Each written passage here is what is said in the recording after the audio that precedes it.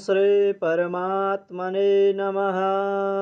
श्री विष्णु सहस्रनाम स्तोत्रम्।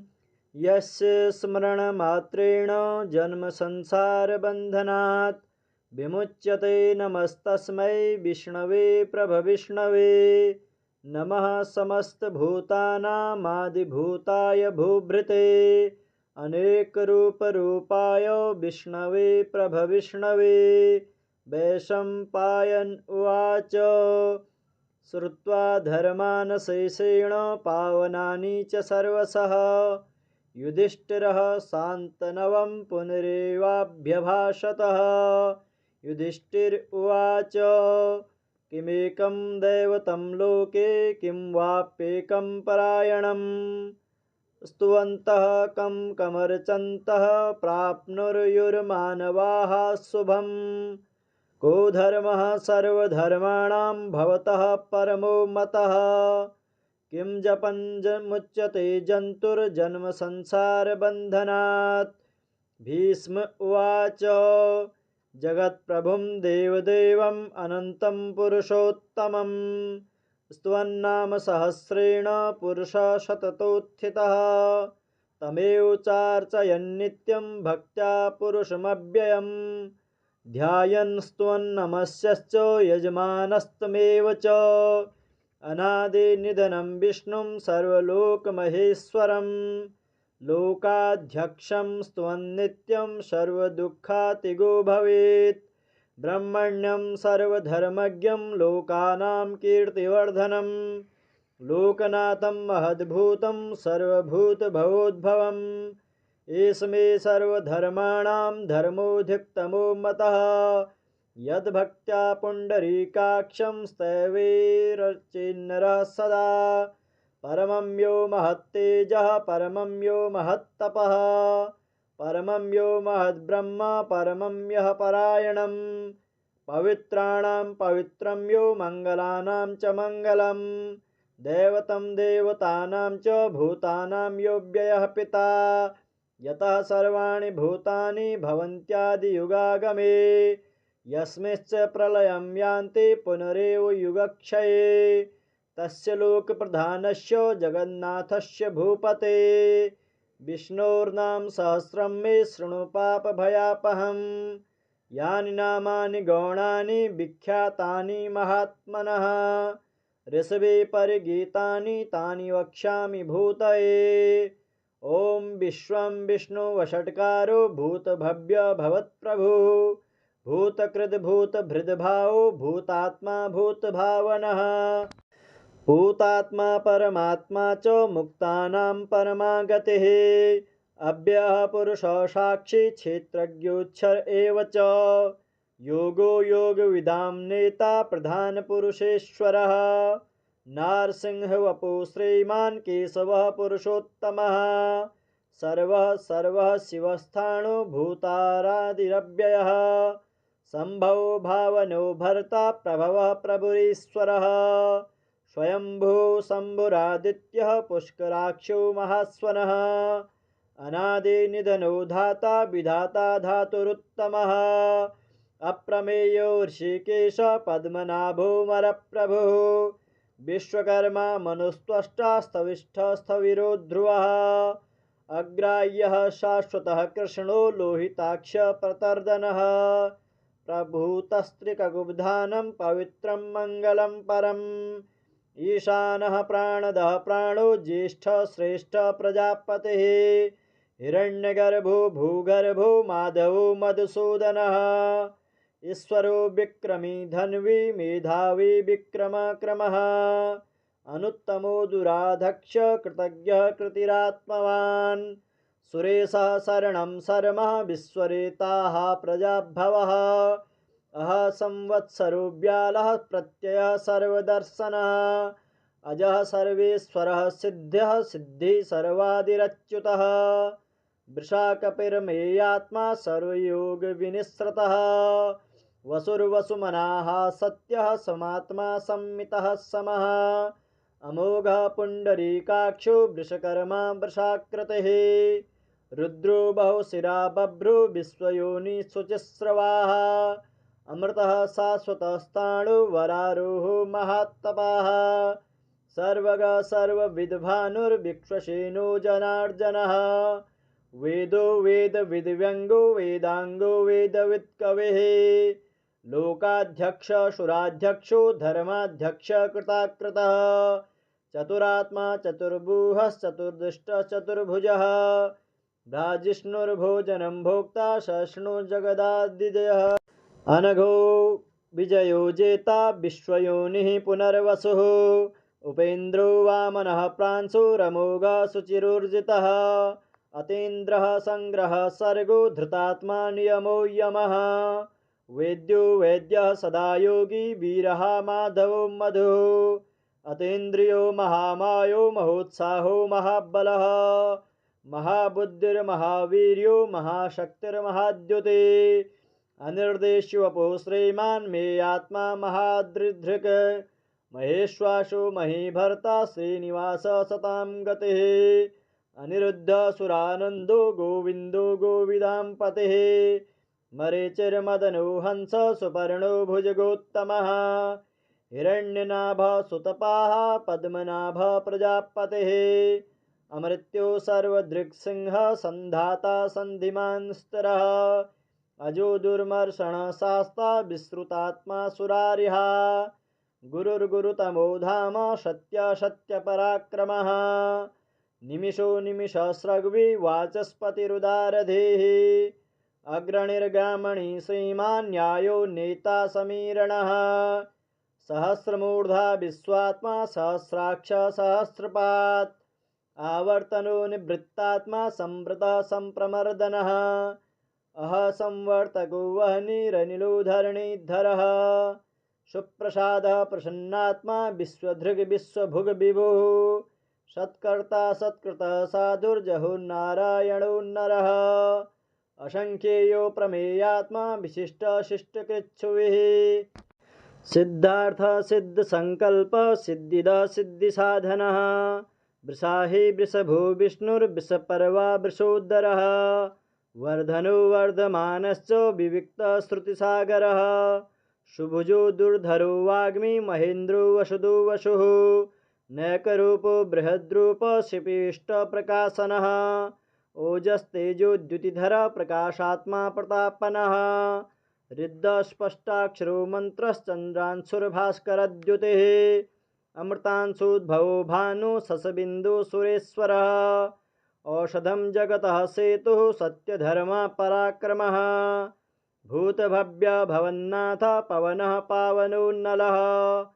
कामः कामकृतकान्तः कामः कामप्रदः प्रभुः युगादिकृतयुगावर्तो नैकमायो महासनः अदृश्यो व्यक्तरूपश्च सहस्रजिदनन्तजित् इष्टो विशिष्ट शिष्ठेष्ठ शिखण्डी नहुषो वृषः क्रोधः क्रोधकृतकर्ता विश्वबाहुर्महीधरः अच्युतः प्रथितः प्राणः प्राणदो वासवानुजः अपां निधिरधिष्ठानः प्रमत्तः विशिष्टप्रतिष्ठितः स्कन्दधरो धुर्यो वरदो वायुवाहनः वासुदेवो बृहद्भानु आदिदेवः पुरन्दरः अशोकस्तारणस्तार शूरशौरिजनेश्वरः अनुकूलसतावर्त पद्मी पद्मनिवेक्षणः पद्मनाभोरविन्दाक्ष पद्मगर्भ शरीरभृत् महारुद्रिरुद्धो वृद्धात्मा महाक्षो गरुडध्वजः अतुलो सर्वो भीम समयज्ञो हविर्हरिः सर्वलक्षणलक्षण्यो लक्ष्मीवान् समितिञ्जयः भिक्षरो रोहितो मार्गो हेतुर्दामोदरः सः महीधरो महाभागो वेगवान् मितासनः उद्भवचोबणो देवः श्रीगर्भः परमेश्वरः करणं कारणं कर्ता विकर्ता गहनो गुहा व्यवसायो व्यवस्थानः सस्थानः सस्थानदो ध्रुवः परर्धे परमस्पष्टपुष्टपुष्ट शुभेच्छणः रामो विरामो विरजो मार्गो नेयो नयोन्नयः वीरः शक्तिमतां श्रेष्ठो धर्मो धर्मविदुत्तमः वैकुण्ठः पुरुषः प्राणदः प्राणवः पृथुः हिरण्यगर्भ शत्रुघ्नो व्याप्तो वायुरधोक्षजः ऋतो सुदर्शनः काल परमेष्टि परिग्रह उग्र संवत्सरो दक्षो विश्रामो विश्वदक्षिणः विस्तारस्थावरस्थाणो प्रमाणं बीजमव्ययम् अर्थोऽनर्थो महाकोशो महाभोगो महाधनः अनिर्विण्णस्तविष्टो भूधर्मयूपो महामखः नक्षत्रमेर्नक्षत्री क्षमा श्याम शमीहनः यज्ञ इज्यो महेज्यश्च क्रतुशत्रं शतां गतिः सर्वदर्शी विमुक्तात्मा सर्वज्ञो ज्ञानमुत्तमम् शुभ्रता सुमुख सूक्ष्म सुघोष सुखद सुहृत् मनोहरो जितक्रोधो वीरबाहुर्विदारणः स्वापनः स्ववशो व्यापी नैकात्मानैककर्मकृत् वत्सरो वत्सलो वत्सी रत्नगर्भो धनेश्वरः धर्मगुप्धर्मकृद्धर्मी शतशतक्षरमक्षरम् अविज्ञाता सहस्रांशुर्विधाता कृतलक्षणः गभस्तिनेमि सत्त्वस्थः सिंहो भूतमहेश्वरः आदिदेवो महादेवो देवेषु देवभृद्गुरुः उत्तरो गोपतिर्गोप्ता ज्ञानगम्यः पुरातनः शरीरभूतभृद्भोक्ता कपीन्द्रो भूरि दक्षिणः सोमपो मृतभः सोम पुरुजितपुरुषोत्तमः विनयो जय सत्यसन्धो दासारः सात्वतां पतिः जीवो विनयिता साक्षी मुकुन्दो मितविक्रमः अम्भो निधिरनन्तात्मा महोदधिशयोऽन्तकः अजो महारः स्वाभाव्यो जितामित्रः प्रमोदनः आनन्दो नन्दनो नन्द सत्यधर्मा त्रिविक्रमः महर्षि कपिलाचार्य कृतज्ञो मेदिनीपतिः त्रिपदस्त्रितथाध्यक्षो महाशृङ्गः कृतान्तकृत् महावराहो गोविन्द सुषेण कनकाङ्गदिः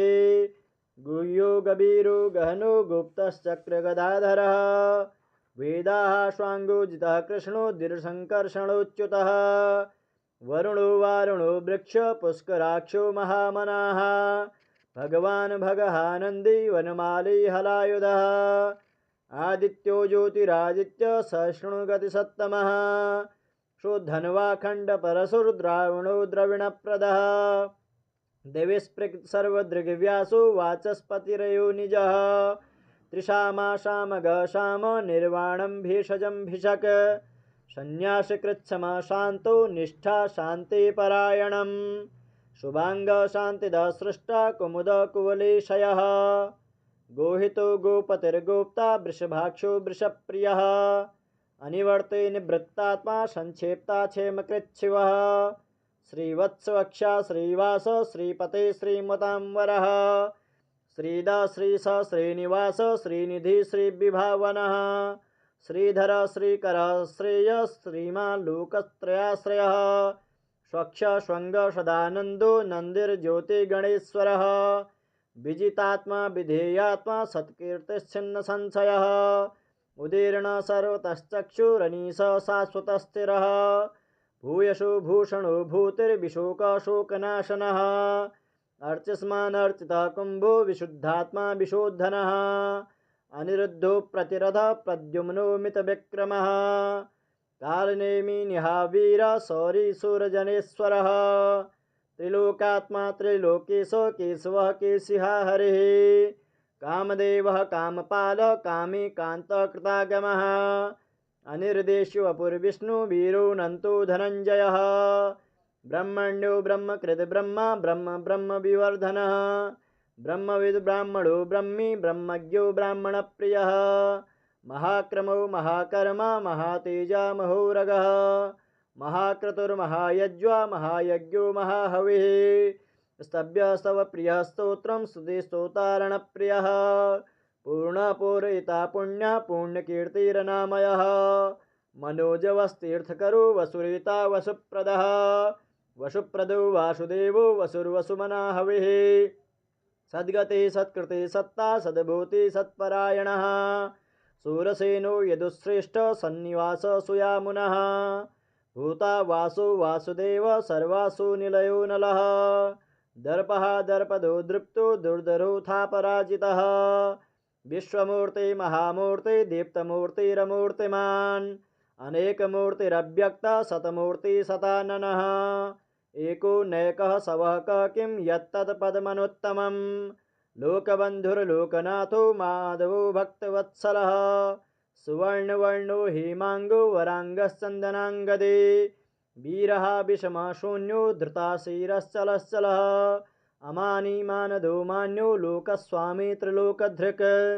सुमेधामेधजो धन्यः सत्यमेधाधराधरः तेजो वृषो द्युतिधरः सर्वशस्त्रभृतांवरः पग्रहो निग्रहो व्यग्रो नैकशृङ्गो गदाग्रजः चतुर्मूर्तिश्चतुर्बाहुश्चतुर्व्यूहश्चतुर्गतिः चतुरात्मा चतुर्भावश्चतुर्वेदनिवेदपात् समावर्तो निवृत्तात्मा दुर्जयो दुरतिक्रमः दुर्लभो दुर्गमो दुर्गो दुरावासो दुरार्यः शुभांगो लोकसारंगा सुनतुस्तंतुवर्धनः इंद्रकर्मा महाकर्मा कृतकर्मा कृतागमः उद्भव सुंदर सुंदो रत्नलाभ सुलोचनः अर्को वाजसनः शृंगी जयंत सर्वविजयी सुवर्णबिंदुरक्षोभ्य सर्ववागीश्वरेश्वरः महाहृदो महागर्तो महाभूतो महानिधे कुमुदः कुन्दरः कुन्द पर्जन्य पावनो नीलः अमृताशो मृतवपो सर्वज्ञ सर्वतोमुखः सुलभ सुब्रत सिद्ध शत्रुजिच्छत्रुतापनः न्यग्रोदोदुम्बरो सस्त्वश्चाणूरार्तिनिषूदनः सहस्रार्ति सप्तजिह्व सप्तेधाः सप्तवाहनः अमूर्तिरनघोचिन्त्यो भयकृतभयनाशनः अणुर्बृहत्कृशस्थूलो गुणभिन्निर्गुणो महान् अधृत स्वधृत श्वास्य प्राग्वंशो वंशवर्धनः भारभृतकथितो योगी योगीश सर्वकामदः आश्रमश्रमणः श्याम सुपर्णो वायुवाहनः धनुर्धरो धनुर्वेदो दण्डो दमयिता दमः अपराजिता सर्वसहो नियन्ता नियमो यमः सत्त्ववान् सात्विकः सत्य सत्यधर्मपरायणः अभिप्रियाः प्रियार्हुर्हुः प्रियकृत प्रीतिवर्धनः विहायशकतिर्ज्योतिः सुरुचिर्हुत भुग्विभुः रविर्विरोचनः सूर्य सविता रविलोचनः अनंतो हुत भुग्भोक्ता सुखदोनेकजोग्रजः अनिर्विण्ण सदामर्षि लोकाधिष्ठानमद्भुतः सनातसनातन्तमः कपिल कपिरप्ययः स्वस्तिद स्वस्तिकृत स्वस्ति स्वस्ति भुग स्वस्ति दक्षिणः अरद्रकुण्डलीचक्रे विक्रमोर्जितशासनः शब्दातिक शब्दशः शिशिर सर्वरीकरः अक्रूरः पेशलो दक्षो दक्षिण चमिणाम्बरः विदत्तमो बीतभय पुण्यश्रवणकीर्तनः उत्तारणो दुष्कृतिः पुण्यो दुःस्वप्ननाशनः वीरः रक्षण सन्तो जीवन पर्यवस्थितः अनन्तरूपो अनन्तश्रीर्जितमन्युर्भयापः चतुरस्रो गभीरात्मा विदिशो व्यादिशोद्दिशः अनादिर्भूर्भुवो लक्ष्मीः सुवीरो रुचिराङ्गदः जननो जनजन्मादिर्भीमो भीमपराक्रमः आधारनिलयो धाता पुष्पहास पजागरः ऊर्ध्वग सत्पथाचार प्राणद प्रणवपणः प्रमाणं प्राणनिलयः प्राणभृत प्राणजीवनः तत्त्वं तत्त्वविदेकात्मा जन्म मृत्यु जरात्तिगः भूर्भुवः सरुस्तारः सविता प्रपितामहः यज्ञो यज्ञपतिर्यज्वा यज्ञाङ्गो यज्ञवाहनः यज्ञभृद् यज्ञकृदि यज्ञी यज्ञभुग् यज्ञसाधनः यज्ञान्तकृदि यज्ञगुह्य अन्नाद एव च आत्मयोनिः स्वयं जातो बैखान सामगायनः देवकी नन्दनः स्रष्टा क्षितीश पापनाशनः शङ्खवृन्नन्दकी चक्री सारङ्गधन्वा गदाधरः रथाङ्गपाणिरक्षोभ्य सर्वप्रहरणायुध ॐ नम इतेदं कीर्तनीयस्य केशवस्य महात्मनः नाम्नां सहस्रं दिव्यानामशेषेण प्रकीर्तितम्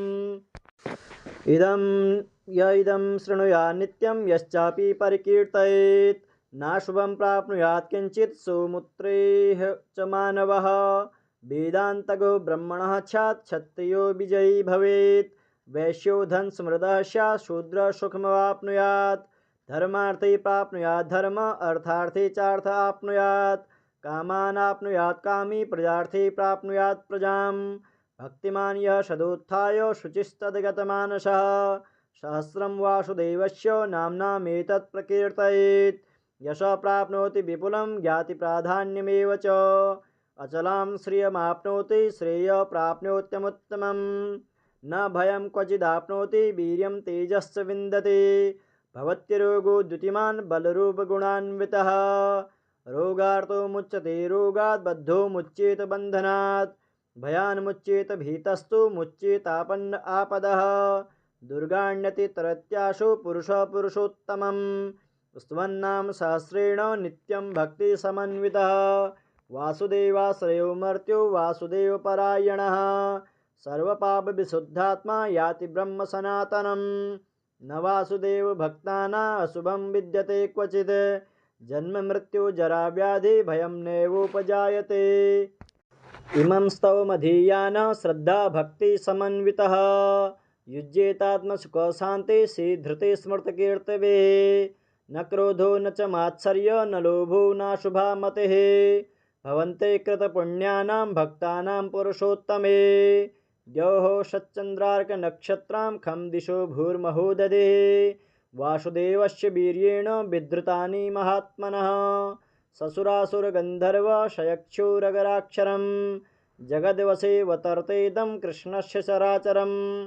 इन्द्रियाणि मनोबुद्धि सत्त्वं तेजो बलं धृतिः वासुदेवात्मकान्याहो क्षेत्रं क्षेत्रज्ञ एव च सर्वागमानमाचार प्रथमं परिकल्पते आचारप्रभवो धर्मो धर्मस्य प्रभुरच्युतः ऋषयः पितरो देवा महाभूतानि धातवः जङ्गमं चेदं जगन्नारायणोद्भवं योगो ज्ञानं तथा साङ्ख्यं विद्या शिल्पादिकर्म च वेदाशास्त्राणि विज्ञान एतत् सर्वं जनार्दनात् एको विष्णुर्महद्भूतं पृथग्भूतान्यनेकशः त्रिलोकान् व्याप्तभूतात्मा भुङ्क्ते विश्वभुग्व्ययः इमं स्तवं भगवतो विष्णुर्व्यासेन कीर्तितं पठेद् य इच्छेत् पुरुषः श्रेयं प्राप्तुं सुखानि च विश्वेश्वर अजं देवं जगतः प्रभवाप्यमयं भजन्ति ये पुष्कराक्षं न ते यान्ति पराभवम्।